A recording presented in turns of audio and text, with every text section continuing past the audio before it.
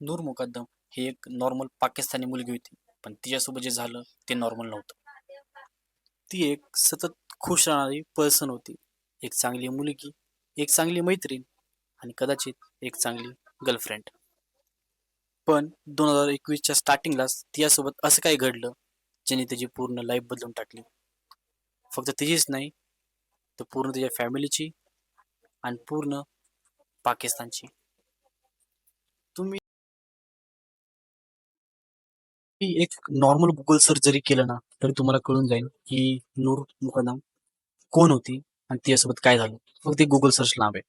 मी खूप प्रयत्न केला की मला कशी ही स्टोरी माझ्या भाषेमध्ये किंवा माझ्या ह्याच्यात सांगण्यात यावी, पण मला कोणताच एक चांगला रिसोर्स किंवा एक चांगली पद्धत नाही कळली की मी त्याला सांगते.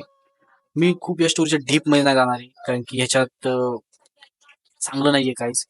कोणती गोष्ट अशी नाहीये. पण जस्ट आहे की मी म्हणत होतो की ही स्टोरी आपल्या मराठी ऑडियन्समध्ये यावी आणि लोकांना कळावी की तिच्यासोबत काय घडलं आणि काय झालं.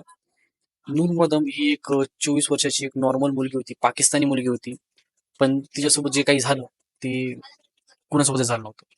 तर तिची स्टोरी अशी आहे की ती एक खूप चांगला अभ्यास करणारी मुलगी होती. खूप तिचे चांगले फ्रेंड्स होते. ती तिच्या घरच्यांना सगळं करत होते आणि ते सगळं एकदम ओके होते. तिची लाईफ एकदम वेल अँड गुड होती. पण तिच्या घरच्यांनी पाकिस्तानचं जसं नॉर्मली असतं, जसं आपल्या इंडियामध्ये पण आहे, की तिच्या घरच्यांनी ठरवलं की आता आपल्याला लग्न करायचंय. तर त्यांनी तिच्यासाठी मुलं बघायला सुरू केली. त्यांना काही मुलं आवडली, नाही आवडली. तिला कोणती मुलं आवडली नाही. ती तिच्या घरच्याची फेवरेट होती. मग तिचे वडील ती जी तिच्या वडिलांना सांगायची, ते वडील तिचे करत होते. तर मग त्यांच्यासोबत त्यांची जी फॅमिली आहे, नूरची जी फॅमिली होती, ती जराशी हाय क्लास होती, श्रीमंत होती आणि म्हणून त्यांचं असं म्हणणं होतं की त्यांच्याच घरामध्ये किंवा त्यांच्याच रिलेटेड याच्यामध्ये किंवा त्यांच्या मुलीचं लग्न हवं, जसं की नॉर्मल फॅमिलींचं असतं. तर मग तिची एक साहिर जफर या मुलासोबत तिचं एक अरेंज मॅरेज करायचं ठरलं म्हणजे घरच्यांनी त्यांचं अरेंज मॅरेज करून द्यायचं ठरवलं, कारण की तो पण एक खूप श्रीमंत होता, एक नामांकित फॅमिलीतला मुलगा होता तो पण पाकिस्तानच्या. त्यांचं अरेंज मॅरेज करायचं ठरलं, पण ते काही खूप एक चांगल्या दिशेने जाणार नव्हतं. ते खूप एक वाईट वळणाला लागणार होतं आणि हे कोणाला माहित नव्हतं. जर हे त्यांना माहित असतं तर तिच्या घरच्यांनी हे थांबवू शकले असते, पण ते काय झालं नाही. मी जास्त हे मोठं नाही करत बसणार आहे. मी तुम्हाला जेवढं शॉर्टमध्ये माझ्या भाषेत सांगते तेवढ्या भाषेत सांगणार आहे. तिच्यासोबत झालं असं की तिचं अरेंज मॅरेज ठरलं होतं जाहीरसोबत. सॉरी जर मी काहीतरी नाव चुकीचं घेतोय, कारण की इंटरनेटमध्ये खूप जे उर्दूमध्ये नाव असतात ते खूप कॉम्प्लिकेटेड आहेत माझ्यासाठी. जनरली नाही सांगत, मी जस्ट माझ्यासाठी सांगतो. तर मला जेवढं एकदम क्लिअरमध्ये सांगते तेवढं मी सांगतो. बेसिक स्टोरी जास्त मी एकदम लाईट वेट ठेवून, कारण की खूप डार्क स्टोरी नाही सांगणार. तर ह्या दोघांचं लग्न ठरलं होतं. ह्या दोघांचं एकमेकावर प्रेम झालं, जसं की अरेंज मॅरेजमध्ये होतं, अट्रॅक्शन थोडंफार होतं. तर मग ह्या दोघांचं असं झालं. पण तो एक इंट्रोवर्ट होता. तो एकदम एकट्या-एकट्यामध्ये राहणार होता. नूर जेव्हा त्या लाईफमध्ये आली, तेव्हा तो एकदम असा खुलला. तो एकदम असा मोकळा, मन मोकळं होऊन लोकांना वागायला लागला, बोलायला लागला. नाहीतर तो कोणाला बोलत नव्हता. तो एकदम गपगप राहायचा आणि शांत राहायचा. पण जेव्हा त्याच्या लाईफमध्ये नूर आली, तेव्हा तो जरासा मोकळा झाला. तो खुलून लोकांना बोलायला लागला. तो एकदम त्याची लाईफ एन्जॉय करायला लागला. पण हे जास्त दिवस चाललं नव्हतं. कारण की थोड्याच दिवसामध्ये नूरला त्याची पूर्ण पर्सनॅलिटी कळली की तो कसा आहे. त्याचा स्वभाव खूप रागीट होता. तो खूप चिडचिड करायचा. पण हे त्यांनी इनिशियल स्टेजमध्ये नाही दाखवलं. त्यांनी थोड्या दिवसानंतर दाखवली ती गोष्ट. ही गोष्ट तिला जेव्हा कळली, तेव्हा तिने तिच्या घरच्यांना सांगण्याचा प्रयत्न केला. तिच्या घरच्यांनी तिला सपोर्ट केला. ते खूप सपोर्टिव्ह होते. त्यांनी सपोर्ट केला. ती म्हणली की माझ्यासोबत लग्न नाही करायचं. ह्याचा हा बदलणार नाहीये. ह्याचा खूप राग चिडका हा आणि ह्याचा राग याला सहन होत नाही. तिच्या घरच्यांनी तिला सपोर्ट केला. ते म्हणजे ठीक आहे, तू जसं म्हणजे तसं आपण करूया. आणि तिच्या घरच्यांनी तिला सपोर्ट करून हे लग्न थोडक्यात मोडण्यात आलं आणि हिने त्याला तसं सांगितलं. पण त्याला ही गोष्ट मान्य नव्हती. त्याने खूप प्रयत्न केले तिला परत आणण्याचे, तिला परत मिळवण्याचे. त्याने तिला खूप मेसेज सॉरी खूप हे केलं, पण तिने तिच्या निर्णयाला ठाम होती. मग तो म्हणला की ठीक आहे, आता तू तुझा निर्णय बदलू शकत नाहीस तर ठीक आहे, पण माझं तुझ्यावर खरं प्रेम होतं.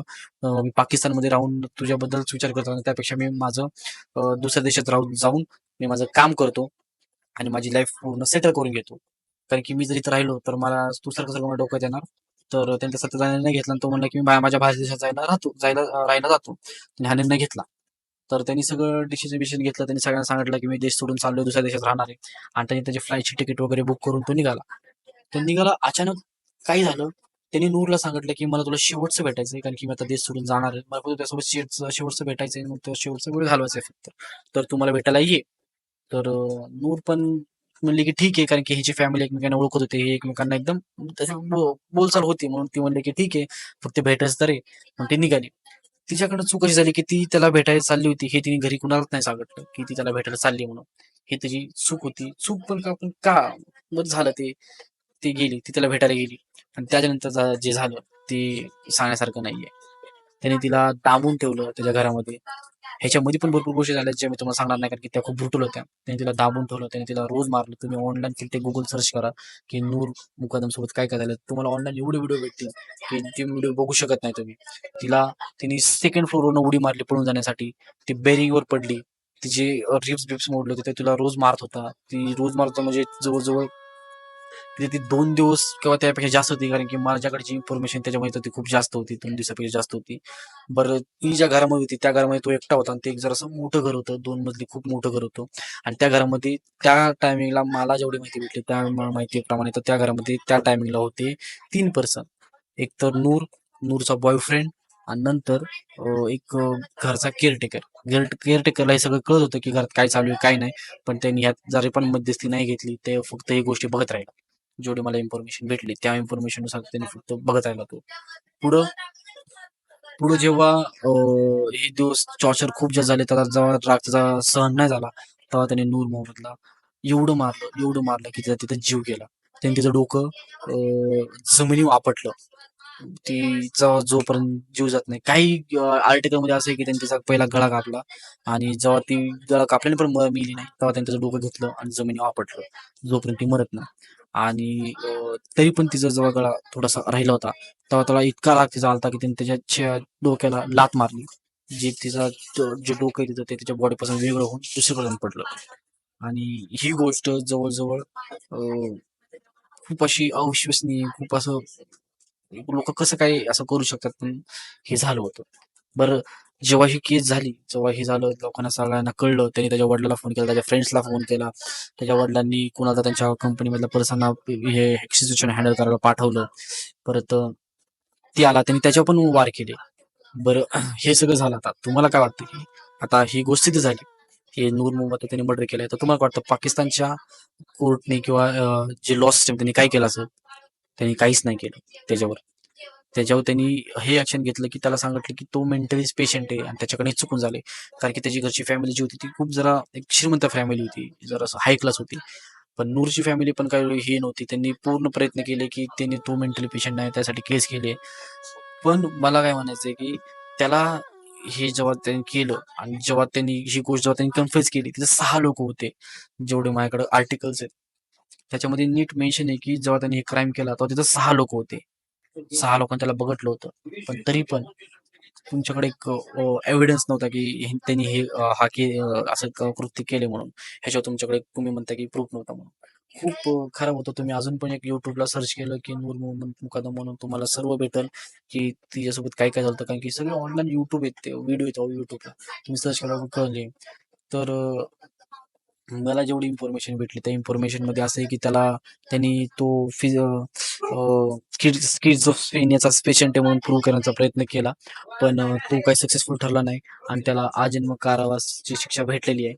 तर खूप खूप हे असं एकदम आपलं हार्ट चिवून टाकणारी गोष्ट आहे किंवा असं कसं होऊ शकतं की आपल्या एखाद्यावर प्रेम आहे खूप आणि तो असं काहीतरी करतोय.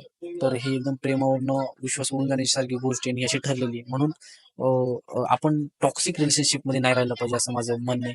जर तुमचं टॉक्सिक रिलेशनशिप तर तुम्ही एकदम बोलून ट्राय करून बघा सॉर्ट आउट होते का? नाही होत आहे तर तुम्ही त्याच्यावर डिसिजन घ्या. तुम्ही तुमच्या फ्रेंड्सला, फॅमिलीला सांगा. तुम्ही जेवढं त्यातनं बाहेर पडता ह्याचा प्रयत्न करा. तर हे होतं. आणि ह्यातला मी व्हिडिओ नक्कीच अपलोड करणार आहे माझ्या नवीन चॅनल म्हणजे हा माझ्या नवीन चॅनलवर. आणि जर कोणाला अशा स्टोरी ऐकत असतील तर कोणाला वाटत असेल की हे करा हा तुम्हाला आता क्वालिटी तशी नाही भेटणार आहे पण मी प्रयत्न करतोय हे करत बसणार करण्याचा. जर ही केस होती तर ही माझी पहिली केस होती. माझं खूप इच्छा होती की माझा पहिला व्हिडिओ ह्या केसपासून बनवा म्हणून. तर मी इथनं पुढं ज्या केस हे आता आणत जाईन त्याच्यावर मी खूप इम्प्रूव्ह करत जाईन गोष्टी करत जाईन ट्राय करत जाईन. जर तुम्हाला व्हिडिओ आवडला तर लाईक करा. नाही आवडला तरी मला कमेंटमध्ये सांगा की तुम्हाला गोष्टी इम्प्रूव्ह करत जाईन. थँक्यू. पीस.